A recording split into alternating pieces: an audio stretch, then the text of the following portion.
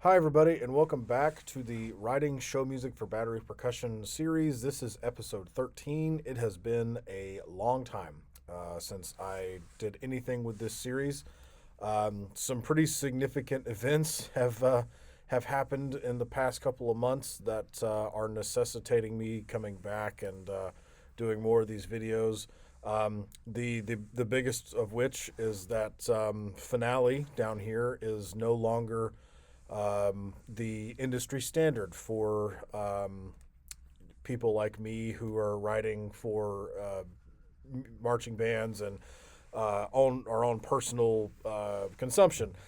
Finale announced its end of life back in, I think it was September. It is now, as you can see from my computer, April 2nd of 2025. And so the computer that I work on for Troy University, where I am currently employed, allows me to have Finale on it.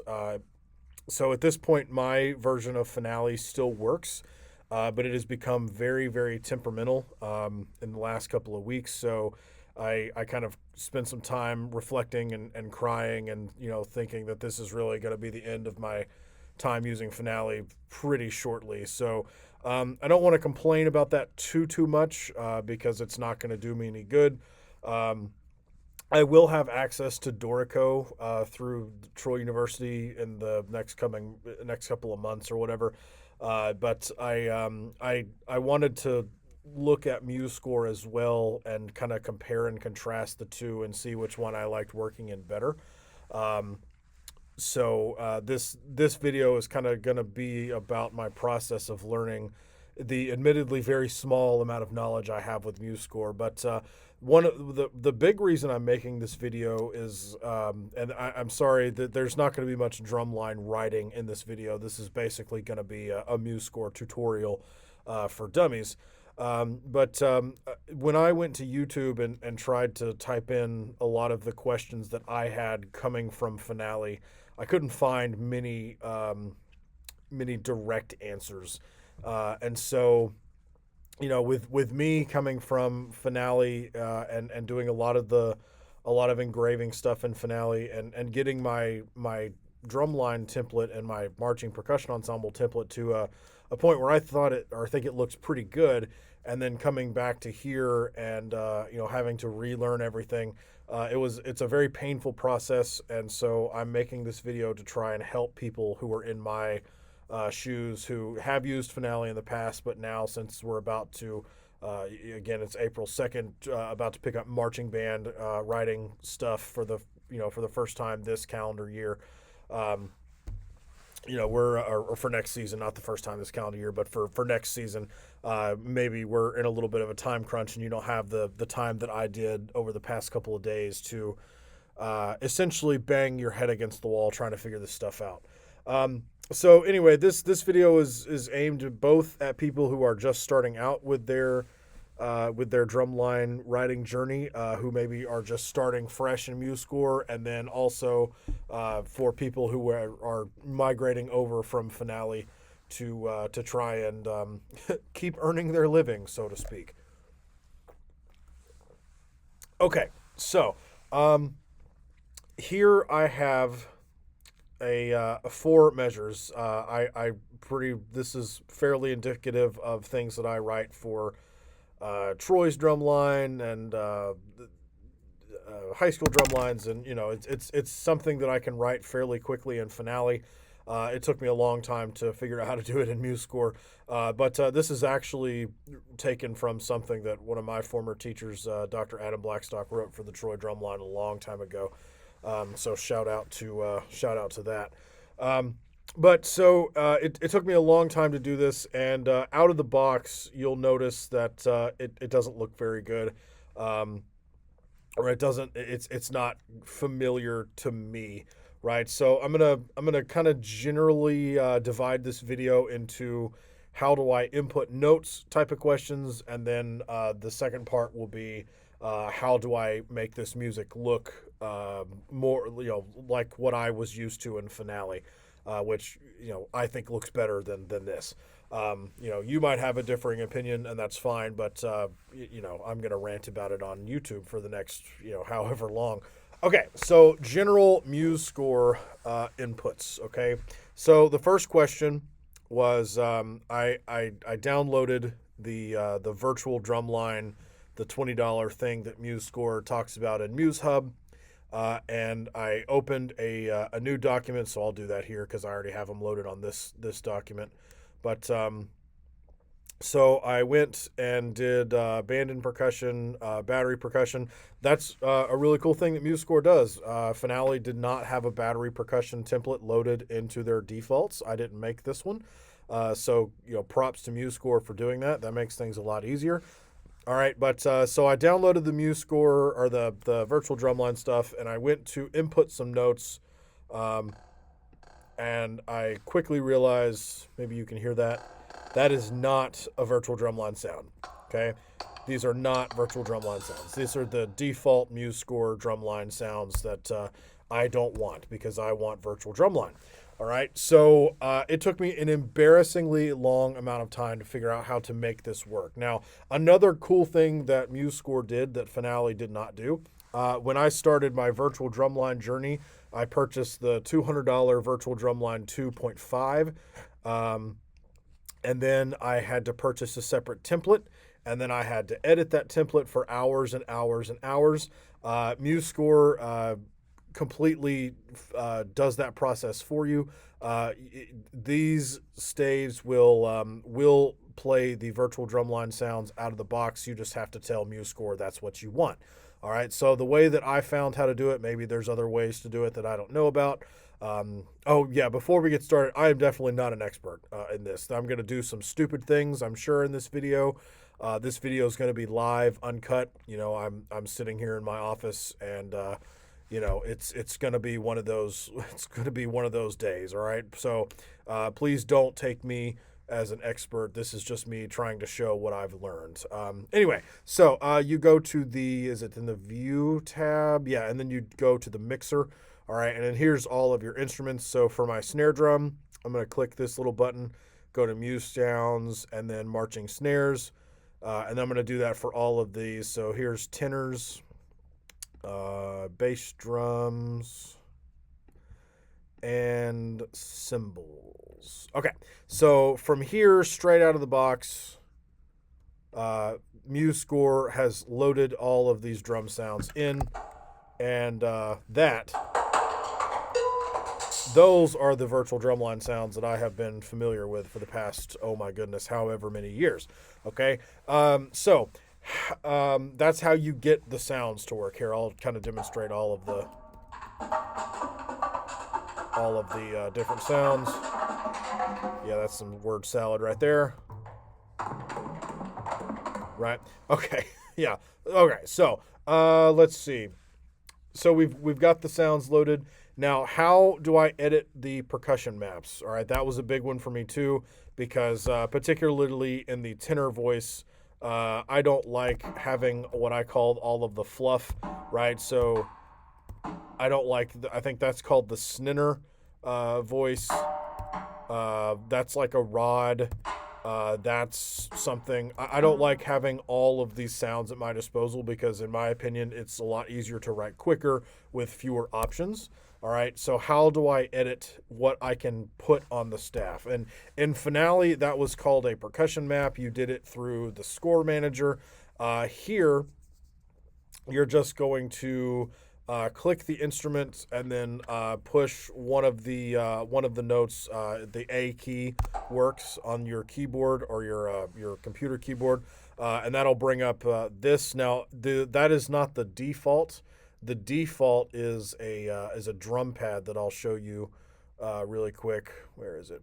Preferences, and then percussion. So I use the legacy panel because, well, I'll tell you now, because I did not like having this appear and basically, take up all of my screen. Now I know you can do that, but then you can only see one row at a time. I don't want to deal with that. So the way that I got rid of that is, again, go to Preferences and then use Legacy Percussion Panel. So when you click on an instrument, this for me, this will come up. You click Customize Kit, right? And then here, this is basically your percussion map, right? So what I did, for my template that I made is I just took all of the things that I didn't want and I put them in staff line -7, right? So it's far above the staff. I don't know why you have to click the up arrow to make it go down. I have no idea why that is the way it is, but that'll trip you up if you're not careful. So yeah, so this is the percussion map. I don't necessarily have any thoughts about how different this process is. The only thing I will say that I don't like about this is when I went to edit the bass drum unison notes. Yeah, so I hate the way this note looks right here. So when I tried to customize this and change it, so it's a slash with horizontal ends. I want the slash to be a little bit less. So I think I came up here. Where did I go? Where is it?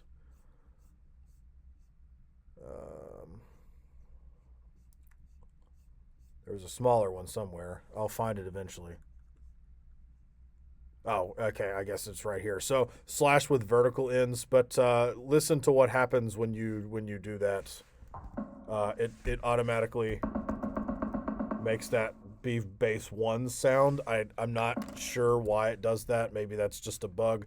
But so you can't really edit the note heads, which is I don't know. I have some different feelings about it. But luckily, if you change it back, it does go back. So that's good. So you can't change the note heads, but I have found that in my version of Finale, I couldn't really do that either. So that's not really here nor there. Okay, so that's how you edit the percussion maps. Now that's going to take a long time. It took me a long time to do that. I maybe in the future I'll post a video explaining why or what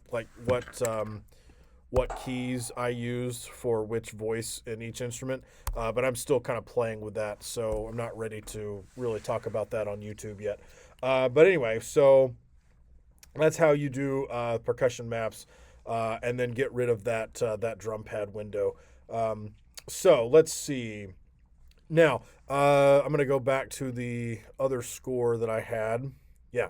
All right. So once I got that, I was able to write a little bit of everything without things like dynamics, accents, and all this other stuff. So let's get into that. So how do you write dynamics? All right. So Finale had all of those options in the top. Musescore has all of these options here. All right. So there's a thing for dynamics. All you have to do is highlight a note and then write or push the button.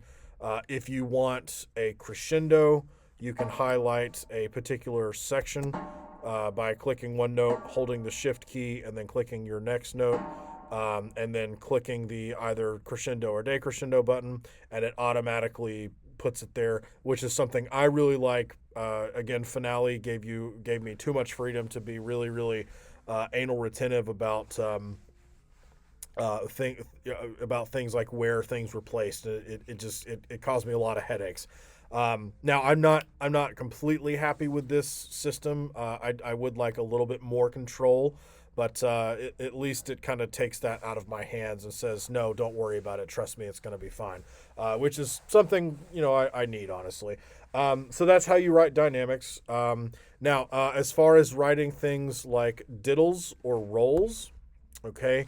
That is done in the tremolos button. All right. As far as I know, both of these work.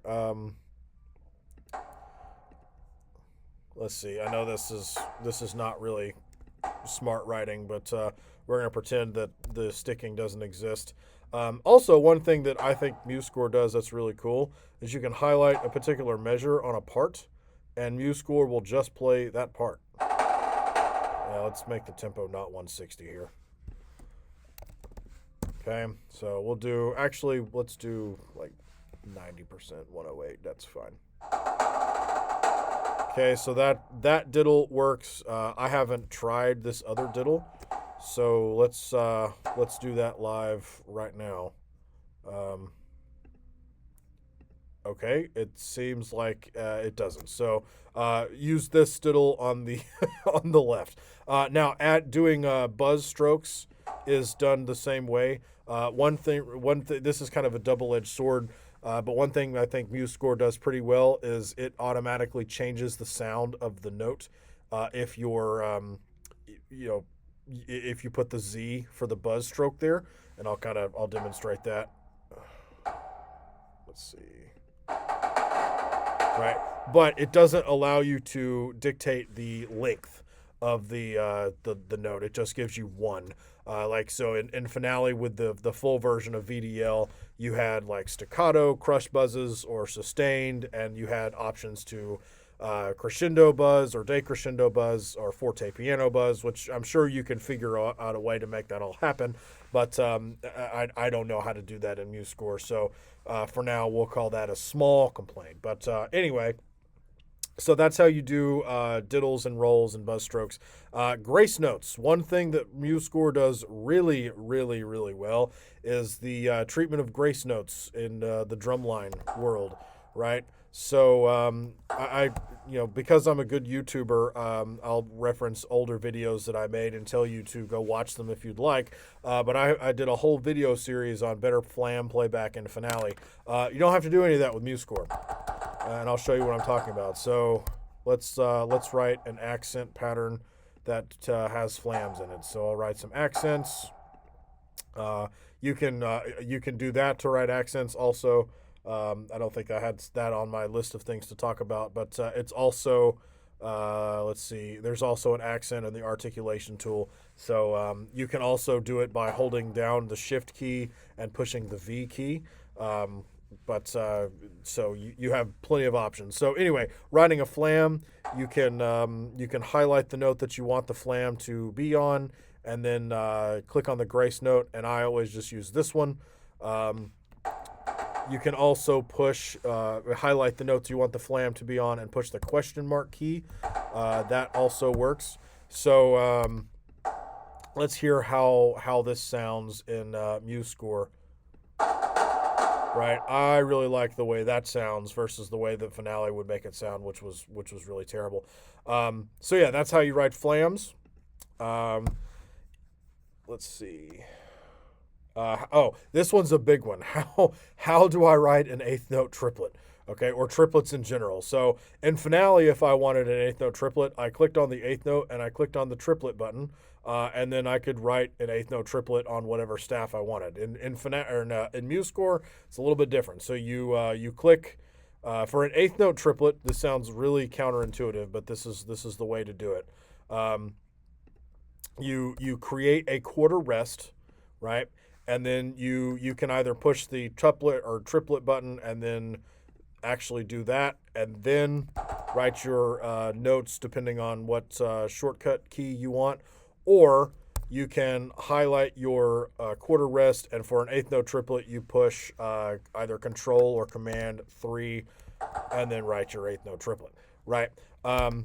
So that is a little bit weird to me coming from Finale, but it is what it is. So if I'm going to write a whole measure of triplets, I would write a whole measure of quarter rests, highlight them, Command 3, and then just do that, right? What about sixtuplets? I'm glad you asked, because when I write bass drum parts and I do, oh my goodness, oh my gosh, come on, there we go. When I write bass drum parts between the two or between two bass drums, right? There we go. I like to do sixtuplets.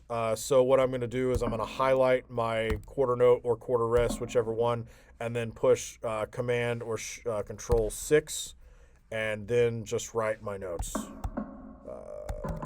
Yeah.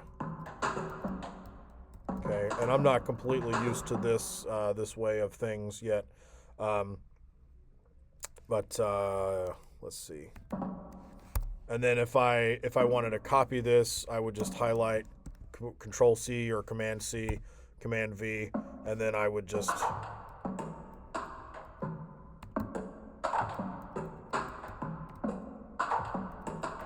I would drag them down, right? So that's how you do a sextuplet and triplets.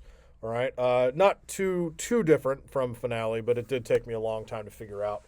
So my last general Finale to Musescore inputting of notes thing that I wanted to figure out was Finale was really easy to create a template so that I could fiddle around with the visual settings and all this stuff, and save it, and then have essentially the same document style. What is that? For basically any other time I want to start a new document, okay? The good news for us here is that it is very, very similar to what Finale was. You just go to Save As, and then navigate to your template folder in Musescore.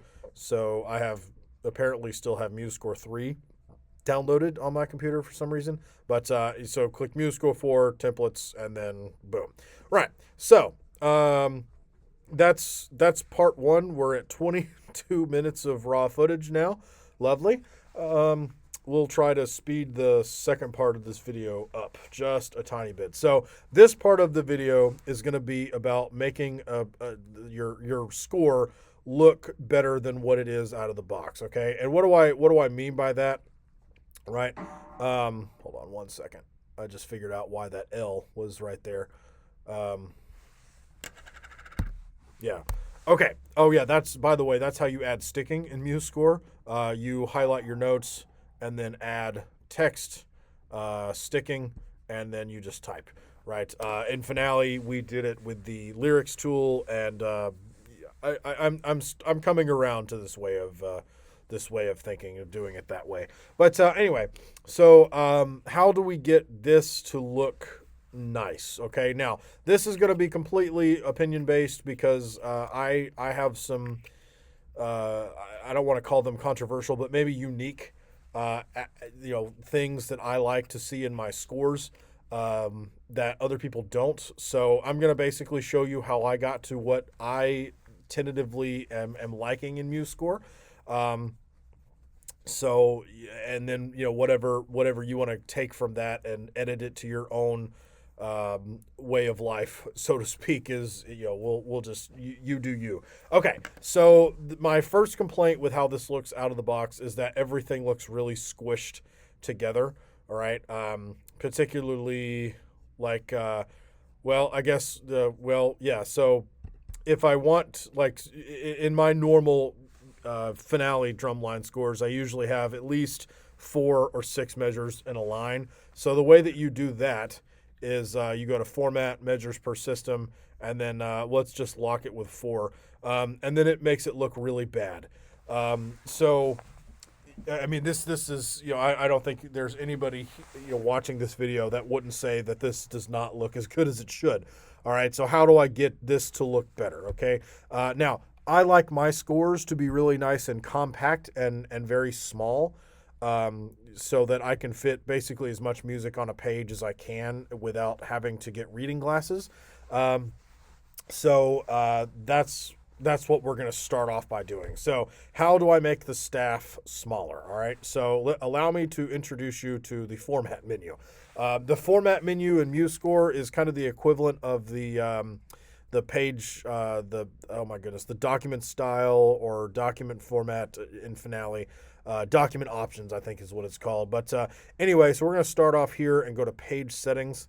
By default, it is the staff space is 0.069.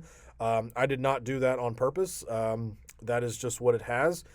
Maybe if one of the developers of Musescore sees this, and I think that's pretty funny. But anyway, so I took this all the way down to 0.39, which is kind of extreme. But you will see that everything is very, very nice and compact now. We have like 15 staves per page. We'll look at that in a minute. But so how that's how that you make the staff more compact. You can do basically whatever you want. For purposes of this, let's go to maybe 4.9.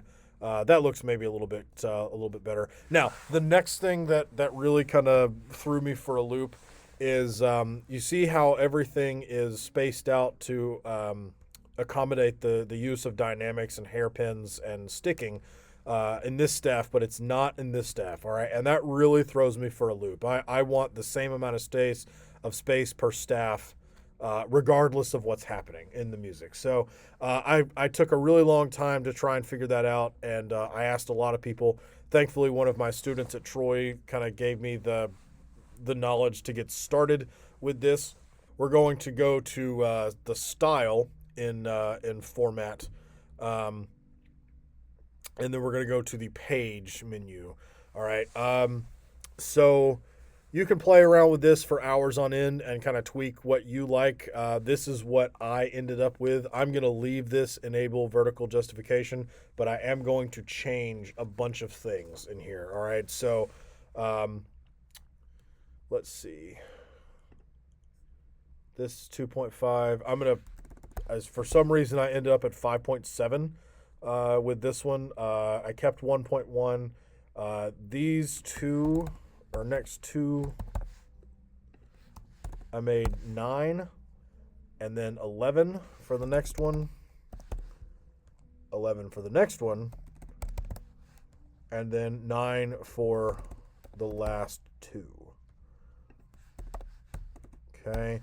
Now again, you can play with that until your hair falls out and whatever. But this at least made it so that the staves look more similar when they're blank, which is really something that threw me for a loop when I started using Musescore. So that was a big find for me.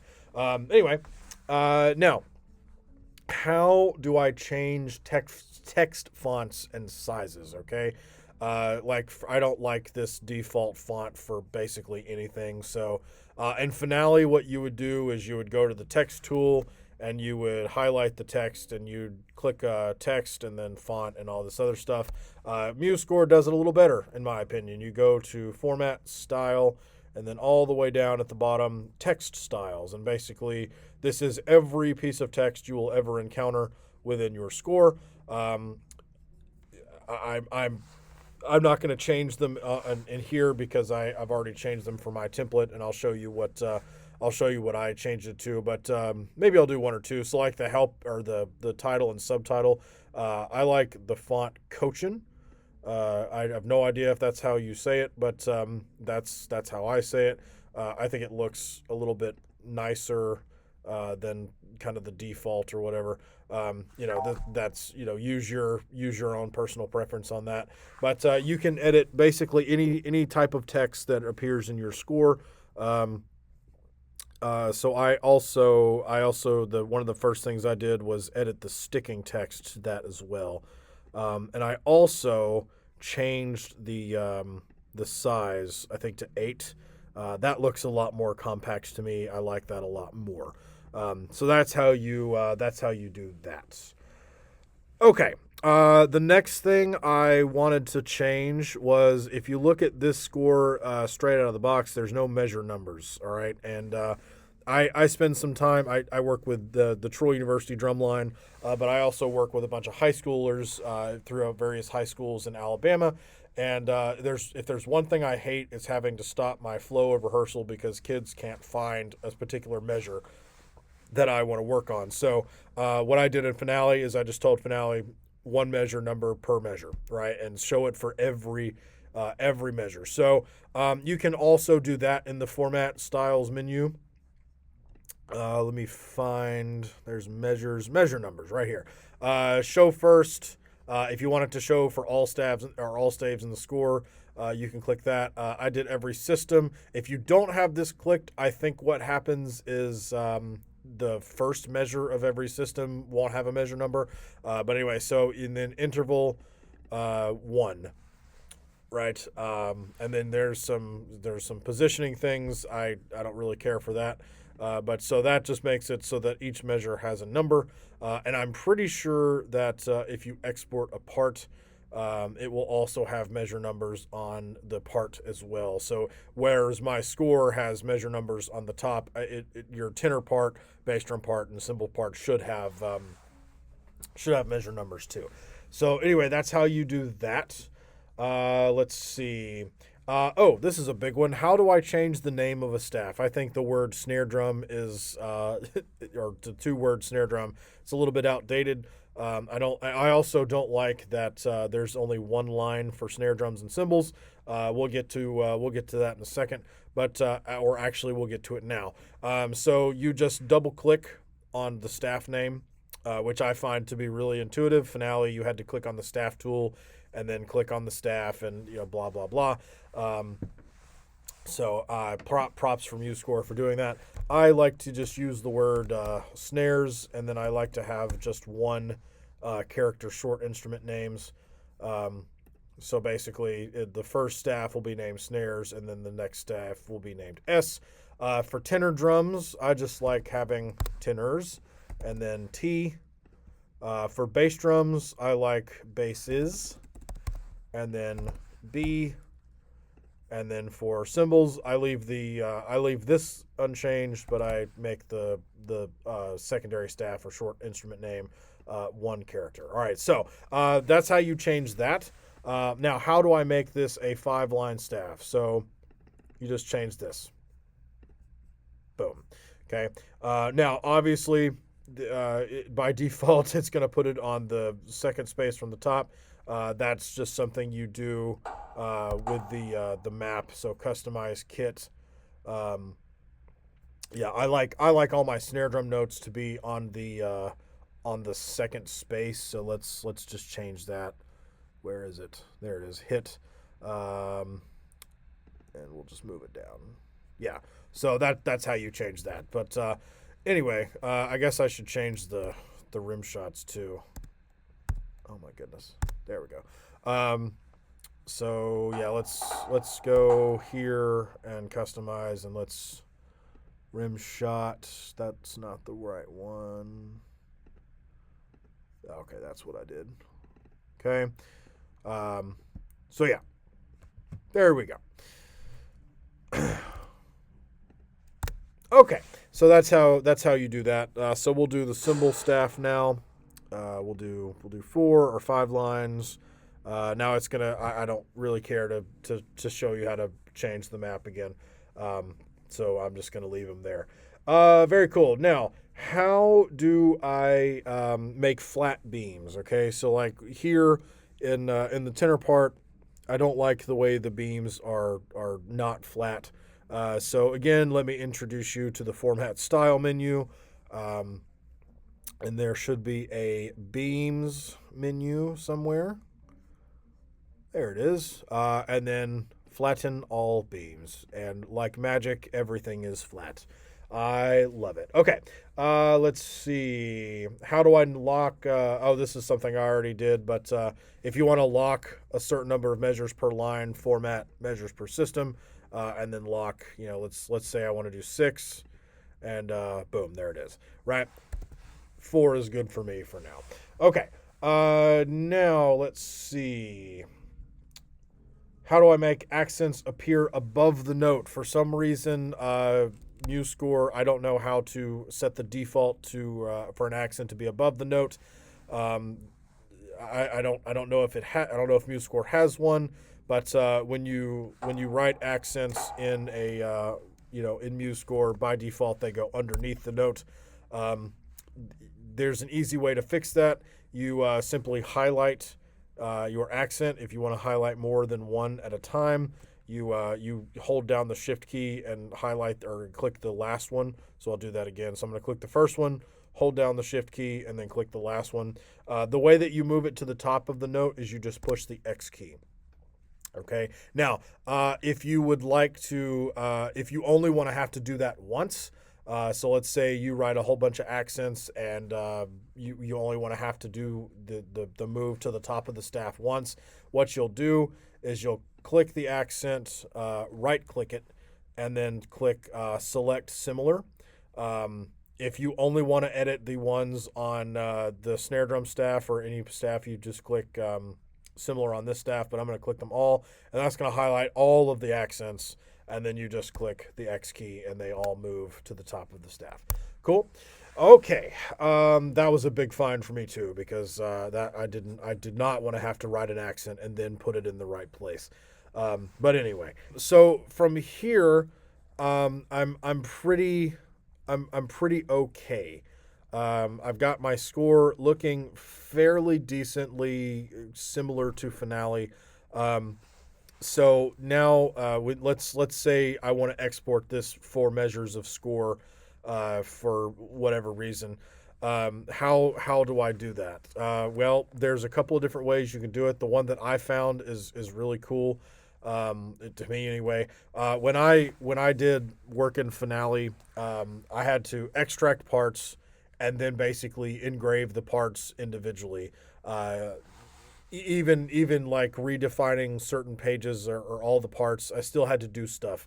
One thing that I really like about Musescore is that it seems like it does a lot of that work for you. Um, I'm doing this live. I'm just going to click this, uh, and let's just see what happens. Yeah. So this looks really cool to me. The part looks really nice. Um, Maybe it's a little small, but again, you can just change that if you'd like. That's the wrong menu. Page settings. There we go. Um, so maybe I could do that, and it'll make it bigger, whatever. But it also has multi-measure rest already done, which is so much nicer than than what we were doing. Anyways, but another thing that you can do. Oh, here we go. Is you can go to the export, and let's say you want to make a PDF. You can just click this, click PDF file, export, and then you'll save it. Um, Replace all, and then it will make PDFs for you. So like right here, here's my symbol part. Now this doesn't look perfect straight out of the box, but it looks pretty good. It's definitely serviceable enough to be just to hand out to a bunch of high schoolers or college students and be usable, which oftentimes is going to get you what you need anyway. So anyway, we are at almost 40 minutes of raw footage, so I'm gonna shut up about Musescore now. Um, like I said earlier, I am going to have access to Dorico at some point, and I do intend to do another episode with the same kind of questions. But for now, I don't have it, so that will have to wait. But yeah, so I hope this video has helped someone not lose their minds like I did, trying to figure out how to make Musescore do what I wanted it to do. Um, if you have any questions, something that I maybe didn't cover, if you're in the same situation as I am, and are just trying to make things work until you can figure out your life, um, feel free to comment them in the comments section, and I will do my utmost dead level best to try and figure it out. But anyway, I'm going to shut up, and hopefully I will see you in the next one. Thank you for watching.